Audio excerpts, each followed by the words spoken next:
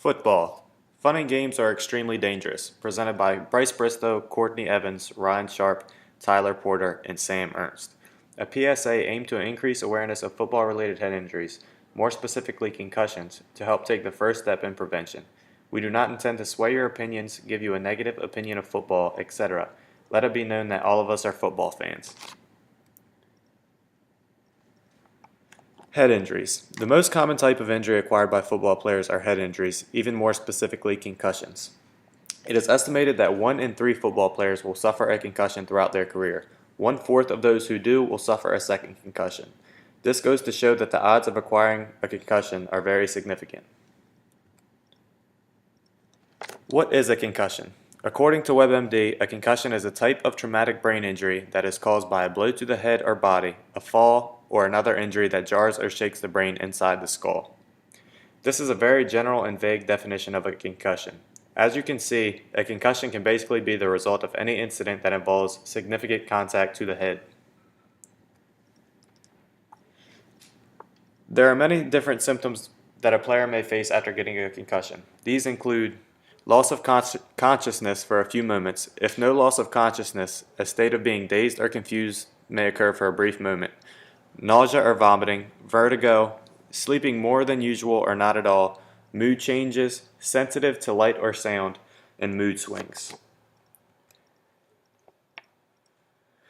Extended symptoms and effects may include memory loss, difficulty with concentration, headaches, speech impediments, neurological issues, personality changes, dizziness, ringing in the ears, and depression. These are long-term effects that these people deal with on a day-to-day basis, years after not playing the game. These effects are not simply hassles in someone's life. They may prevent the ability for the particular person to function. Maybe the person has memory loss, thus they have to be taken care of. Maybe they are depressed and contemplate suicide. Maybe they can't concentrate, making it extremely difficult to be successful at anything they do. What does a concussion-worthy blow look like? So now we'll show you a video of a player suffering a concussion. Oregon State. They're running that crazy formation. This is fast. It's out right into the end zone. Touchdown, California. His job it all right, though. He landed on his back. And he was up. He leaped to begin with, and then ended up landing on his back.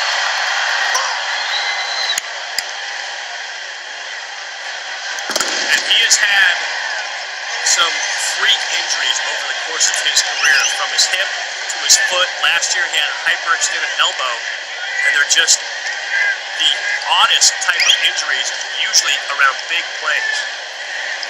Well, he hurdled the defender into the end zone and landed on his back. He hurdled him and then got propelled up for these guys when they come into running backs, and does a wonderful job with all of these running backs. And you just hope that for such a fine young man, Jonathan. Oregon State. They're running.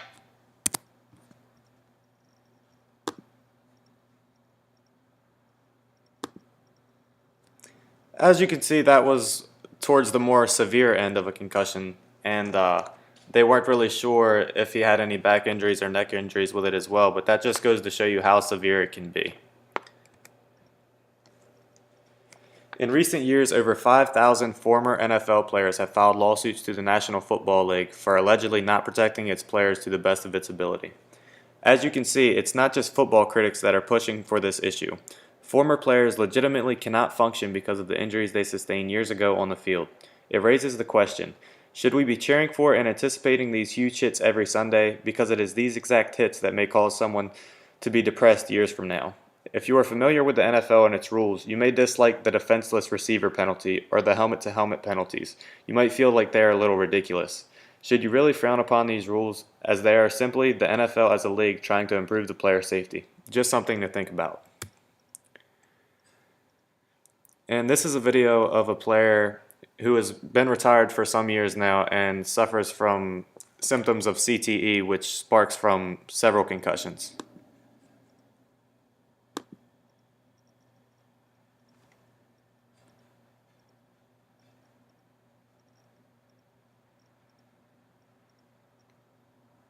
As bourbon ages, some of it evaporates. That's the angel's share. Excuse the commercial on But a YouTube. richer bourbon stays trapped in the wood. We've made history by extracting it. Devil's Cut from Jim Beam. In his Hall of Fame career, Tony Dorsett experienced moments of glory. He also took blows to the head. The worst one, he says, was a violent hit in a Cowboys-Eagles game in 1984. It reminded me of a Mack truck hitting a Volkswagen. I mean, he just blew me up. Did they call it a concussion? No, they call that a knockout. Dorsett says he doesn't know how many concussions he suffered during his 12 years in the NFL, but he says they were numerous, and he still deals with the consequences. My memory is getting worse and worse as the days go by. My short-temperedness, I'm really short-tempered. It gets worse. This one here will show you. Dorsett, who turns 60 next April, says he is prone to outbursts at his wife and daughters. It's painful, man.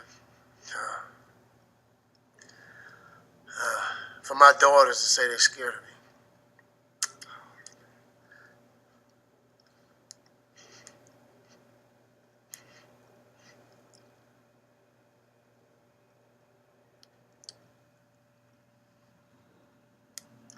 It's painful. Have you found yourself dealing at all with depression? I've been diagnosed as being depressed, yes. And I'm like, I'm in denial. I said, I'm not depressed. What are you talking about? Clinically, I'm depressed. At his lowest moments, Dorsett says he has thought about suicide. You know, I've thought about crazy stuff. Sort of like, why do I need to continue going through this? I mean, I'm too smart of a person, I like to think, to take my life. But it's crossed my mind. You can see my front lobes. Dorsett says he wanted answers that could explain his symptoms, so he decided to get tested for chronic traumatic encephalopathy, or CTE, a brain disease caused by head trauma and linked to depression and dementia. Up until now, the only way to know someone had CTE was at autopsy, to do an autopsy and a detailed study of the brain. Neurosurgeon Julian Bales is part of a medical team that says it's devised a brain scan to identify signs of CTE in a living person. Dorsett is one of 9 retired NFL players to take the test, conducted at UCLA. Results are in for 8, and all have been diagnosed with signs of CTE, including Hall of Famer Joe DeLamielleure and former All-Pro Leonard Marshall. Until we could diagnose it in the living, we had no hope of intervening.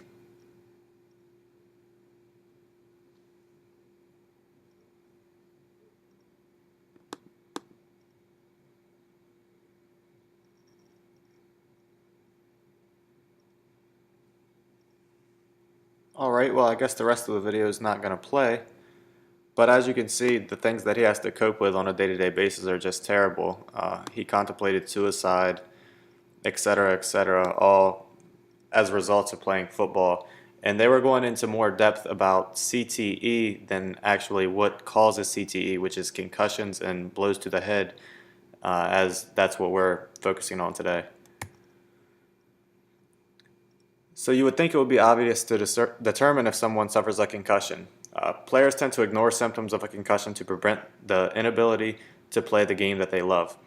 Also, players in high school and youth leagues usually get underdiagnosed when they do catch the symptoms in time and they only sit out for a week or two. Whether it is to seem tough or to avoid sitting out games throughout the season, players frequently keep these symptoms to themselves. More than one of our group members have likely suffered concussions as a result of playing football, and more than one of us did not go to the emergency room or the doctor simply because we did not want to miss any games. At the same token, players may not feel that the symptoms they have are severe enough to require medical attention.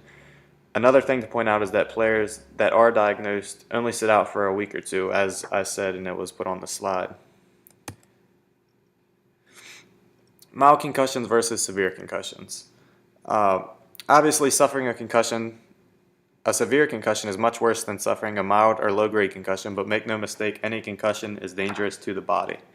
And it is these repetitive injuries that lead to CTE, as mentioned in the video, which makes mild concussions that much more dangerous. If you ignore the symptoms and think they aren't severe and they aren't caught, it leads to repetitive injuries, which are the most dangerous of them all. They're the leading injury suffered by football players, as I stated before. Should the players know better? Should they be able to handle themselves? When thinking of a professional football player, some say that when they ignore these symptoms, they are being somewhat stubborn.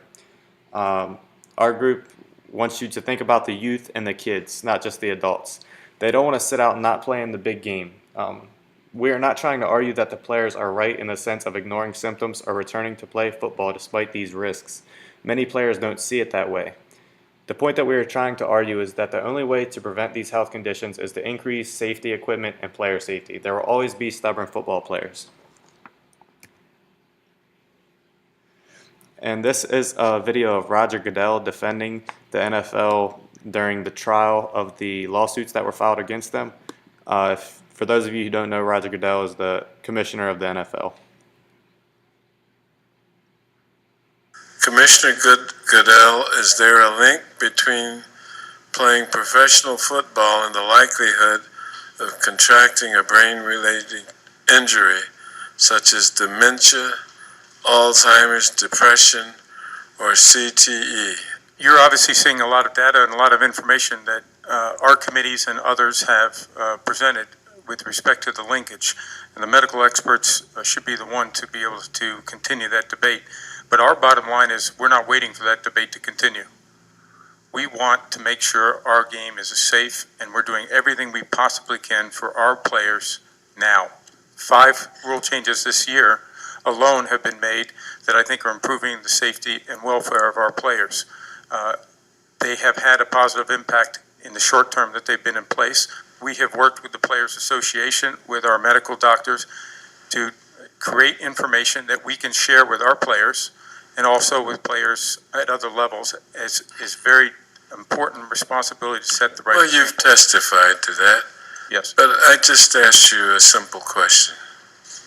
What's the answer? The answer is the medical experts are no better than I would with respect to that, but we are not treating that in any way and delaying anything that we do. We are reinforcing our commitment to make sure we make the safest possible field for our. Okay, I've heard it. The NFL sort of has this kind of blanket denial or minimizing of the fact that there may be this, link. And it sort of reminds me of the tobacco companies pre-90s when they kept saying, oh, there's no link between smoking and damage to your health or ill health effects. And they were forced to admit that that was incorrect through a spate of litigation in the 1990s. Don't you think the league, would be better off legally, and that our youth might be a little bit better off in terms of knowledge if you guys just embrace that there is research that suggests this and admitted to it? Well, Congresswoman, I do believe that we have embraced the research, the medical study of this issue, as you point out. You're talking about one study, and that's the NFL study. You're not talking about the independent studies that have been conducted by other researchers. Am I correct in stating that? I'm not sure of your question. There are other studies, research in dementia and CTE that show that there's a link, but again, the league seems to downplay that and say, well, we're conducting our own study, and when we have that study completed, then we'll know. No, I think what we're doing is because we have, to a large extent, driven this issue by making sure that we have medical professionals studying this issue. I am not a medical professional. As you can see, the frustration between the two parties was unbelievable. Roger Goodell feeling like he was doing everything he could, and those against him acting as if he's not doing enough.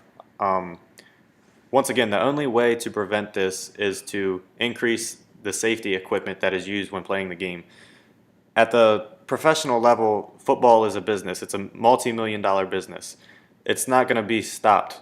The NFL isn't going to stop playing games, but we can improve the safety equipment that is used. And another thing I want to point out is we didn't try to focus on the professional level. The professional level has much more publicity than the local level. It's hard to find videos and things to exemplify the point we're trying to get across at the local level. So what should we do? We are not asking you to go buy new helmets, shoulder pads, etc. for football leagues. We are simply asking you to help prevent these injuries. The first step in doing so is helping educate people on the risks of the sport. So please pass the word, help educate other people, football fans, people who don't like football, those of you who know, those that you do know that play football, and just help spread the word for us, please. Thank you for your time, and have a good day.